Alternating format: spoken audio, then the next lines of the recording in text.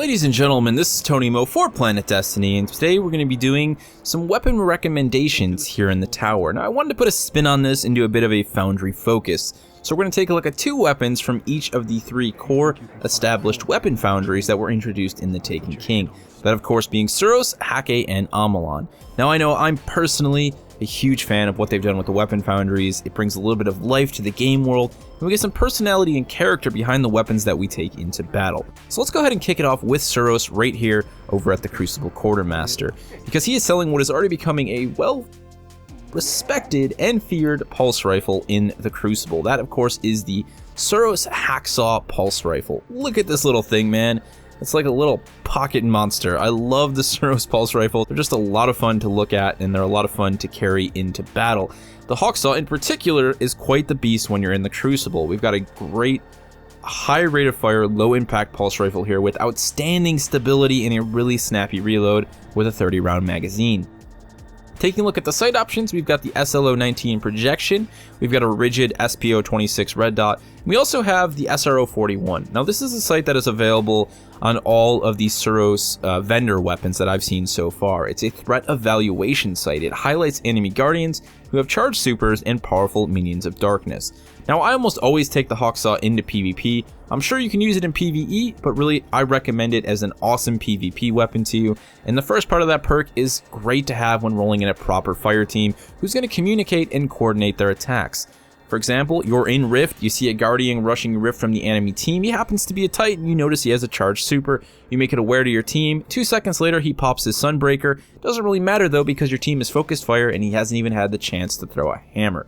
It's actually more beneficial than you think, especially when coordinating with a proper fire team. Love that sight. Row 2, we've got high caliber and appended magazine. Again, a lot of player preference here. Considering how quick the reload speed already is, I'm almost always going to go with appended magazine and get that boost to my magazine size. Third row, we have secret round, basically turning this weapon into a 4-shot burst pulse rifle. It's this perk alone that I think has made me so successful with this rifle when being way too aggressive for my own good. The ability to get in, do some hip firing, then snap down the ADS and finish off an opponent just is really satisfying, and I feel like secret round has a lot to do with my success in those situations. Fourth row, we've got a choice between snapshot and small bore. Again, a lot of player preference. I'm generally going to run snapshot in PvP, and if I was going to take this into PvE, I would get that increased range and stability with small bore, but maybe you're somebody who just likes to sit a little bit further back with the pulse rifle, and small bore would benefit you in PvP.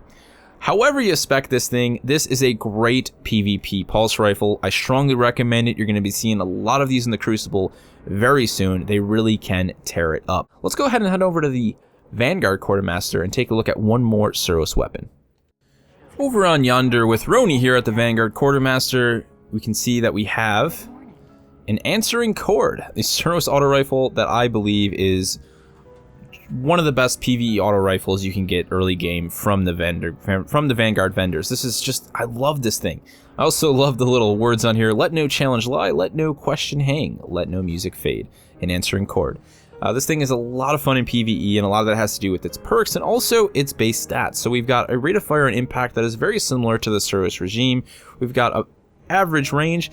The stability is a bit low. This thing does like to wave about a little bit when you're popping. But it's nothing that isn't controllable, and in a PvE situation, I feel that it doesn't matter all that much. We've got a slightly above average reload with a 27 round magazine. We have the same sight selection that we saw over on the Hawk Saw, once again giving us the option to use that threat evaluation sight if we choose to do so. But really, it's what happens with the second row and the fourth row perks that makes this thing a standout choice for me in PvE. So we have high caliber rounds and feather mag. I love high caliber rounds on a PvE auto rifle. It's great for staggering majors and even just messing a lot some of the low tier trash mobs that you're going to be mowing down with this thing. Moving over into row 3, choice between snapshot and injection mold. If you really can't hack the current stability, you can get that boost at the cost of range.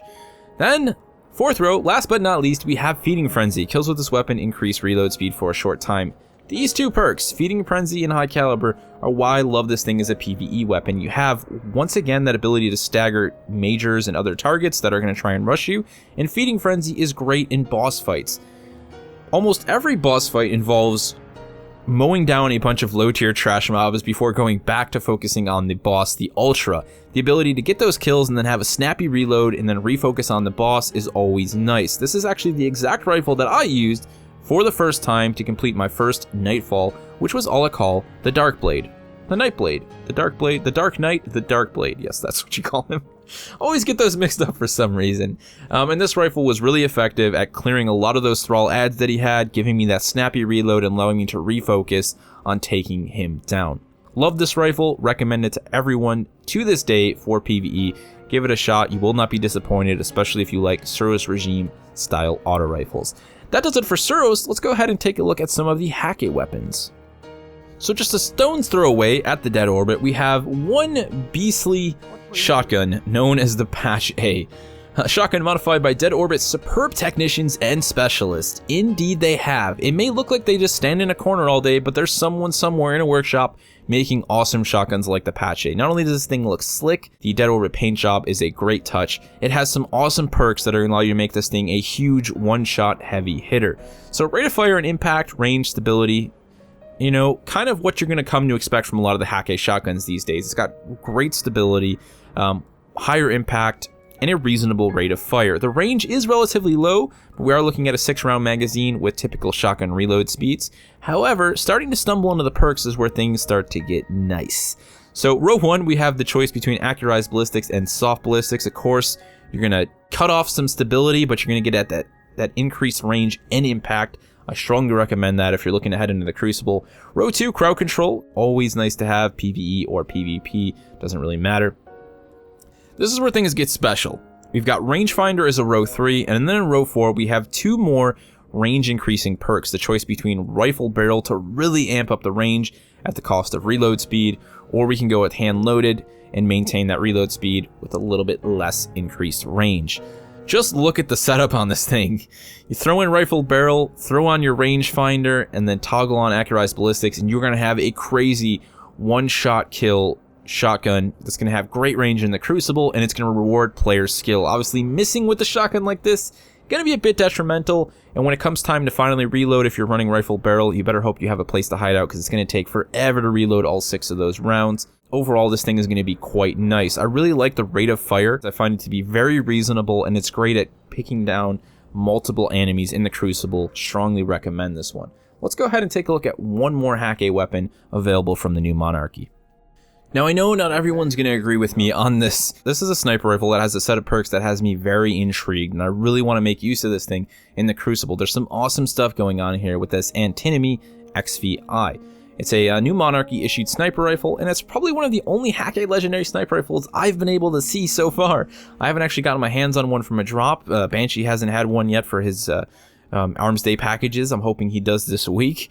I just love the Hake sniper rifles. There's something about them. They have a nice sort of modern day styling to them. But there's some interesting stuff going on here with the perks. So let's go ahead and start by taking a look at the stats. This is a high rate of fire, lower impact sniper rifle. I know that's going to turn a lot of people away, but when it comes to the Crucible, I really like snipers like this. I like to just go for headshots. It's my idea of having a good time. Typical sniper rifle stability, and a actually pretty great reload speed with only a 4-round magazine. That may turn some people off. This does not have any perks to increase the number of rounds in the magazine, reloading a lot. Taking a look at the scopes, we've got the ATA Scout and the ATD Raptor, which is a standard sniper zoom with low health. The Scout's pretty much going to be your go-to for Crucible. They have a pretty great field of view compared to some of the other scopes, so while it does seem to have a higher zoom than most of you will probably like, it has a great field of view, and I still found it was awesome for target acquisition. Moving over, we have Unflinching, always a great sniper rifle perk to have, especially when in PvP. And then we have Guerrilla Fighter. This is where things really get interesting for me. Increased accuracy, handling, and damage resistance when shooting this weapon from behind cover. I can see this mixed up with Unflinching as being one awesome PvP sniper rifle. I personally, like I said, like to play a more precision role. I don't care that a sniper rifle is low impact. I'd rather have that increased rate of fire so I can get rapid precision headshots. That's my idea of fun with Sniper in the Crucible. Throw in Guerrilla Fighter, give me all these bonuses when firing from behind cover, and this thing looks to be quite the treat in PvP. Fourth row, we have a choice between explosive rounds, snapshot, and injection mold. A lot of player preference here. I'm probably going to run snapshot solely on this thing when in the Crucible, but you can mix and match however you see fit depending on your situation. Again, not the sniper rifle that everyone would choose, but I really like the idea of this thing when running out in the Crucible, popping some heads. Alright, back over at our Site 99, the Crucible Quartermaster, we've got an Lamalan Scout Rifle. That's right, we've got the Last Extremity Amalan Scout Rifle. This is a great, higher impact, low rate of fire Scout Rifle. We've got some outstanding range, reasonable stability, and average reload speed with a 12-round magazine. Now, right now, the big choice, I think, for a lot of people is between Amalan and Soros Scout Rifles. I love my Soros Scout Rifle. I have the DIS-43. But honestly, this Last Extremity is a little beast package when it comes to PvE or PvP, and the perks have a lot to do with that. So let's take a look at what we have down here. We've got a great set of sights, including a CQC sight that I'm a huge fan of in PvP, as well as in certain PvE situations. We also have an Amalan imaging technology sight. You may have noticed this as a trend. All of the new foundries have their own sort of targeting type sight that is available when purchasing from vendors. This one highlights long distance enemy targets at optimal combat range. It's just a nice little treat. Moving into row 2, we have life support. Yeah, kill support. Basically it's kill support, right? We have life support. Kills with this weapon, while critically wounded, have a chance to start regenerating health. Row 3, we've got single point sling as well as small bore. Again, this is going to be a lot of preference based here. And then we have third eye and exhumed. So let's talk about why I feel this weapon is actually special, right? It is just a low rate of fire, high impact scout rifle, but I actually love this thing as a close quarter scout rifle when in PvP and when in PvE. The perfect combination of that CQC sight with the ability to have life support proc, as well as third eye, makes this thing awesome in the Golgoroth fight. Yes, I used it in the Golgoroth fight. I was actually one of the 4 people down on the bottom who was tasked with making sure that I eliminated any of the incoming explosive thrall, and this thing was awesome for that. Actually being able to, do a lot of focus fire on Golgoroth while still maintaining my radar, and then being able to turn around, focus fire on the thrall, having life support go ahead and crit so I could actually regain health if I took any damage from any of those thrall. It was just a lot of fun. A very specific situation, but a lot of fun nonetheless. The Soros Scout Rifles, as well as the Amalan Scout Rifles, have really brought to the table the fact that Scout Rifles can be employed in a more close quarters space, and they can be employed really effectively. And I love the look of these Amalan Scout Rifles. They're so goofy. There's just something really fun about everything that Amalan does, and the Scout Rifles are definitely a highlight of their weapon design. So I would say definitely give this one a go, whether you're looking for a PvP or PvE Scout Rifle. Now we've got one last weapon to cover. It happens to be an Amalan. Let's go ahead and head over to the FWC to take a look at it. Last on my list is the Amalan hand cannon available from the Future War Cult, known as the Vanity.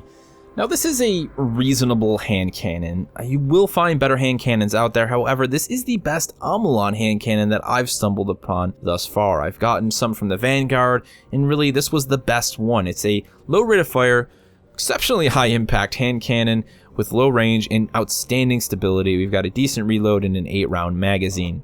3 sight options, as with all of our hand cannons: fast draw, steady hand, as well as true sight. A lot of this is going to be player preference. I prefer to not increase the reload speed of my hand cannons any more than it already is, so I usually stick with fast draw. Moving over to row 2, we've got luck in the chamber. 1 random bullet in the magazine causes considerable bonus damage. Row 3, extended magazine and oiled frame. And then row 4, firefly or eye of the storm. Now this is what I'm talking about. There's a lot of options here to spec this hand cannon, and that's why I like it so much. My current setup with this one, I'm in the Crucible. Obviously, luck in the chamber is a nice bonus to have. Moving over, I like to go with oiled frame, so we have that really quick reload at the cost of range. And then moving over into row 4, I'm going to go ahead and run Eye of the Storm, so we're going to get that increased accuracy as our health becomes lower. And this is what I'm talking about with more of a gunslinger type hand cannon. So I like to get in really close and sling a bunch of rounds off as quick as I can, land some critical shots, and then reload really quickly and get back in the fight. And this hand cannon is really the perfect setup for that. So that's going to go ahead and do it, guys, for my recommendations, my Foundry focus. I hope you guys enjoyed the video. If you have any recommendations of your own to share with us, feel free to throw them down in the comment section below, get some discussion flowing. My name is Tony Mo. As I said, I'm a brand new content creator for PlanetDestiny. If you guys want to check out my personal channel and see all the awesome content that I have to offer, feel free to hit the link down in the description below. And as always, be sure to stay tuned to PlanetDestiny for more awesome Destiny coverage. Stay safe out there, Guardian.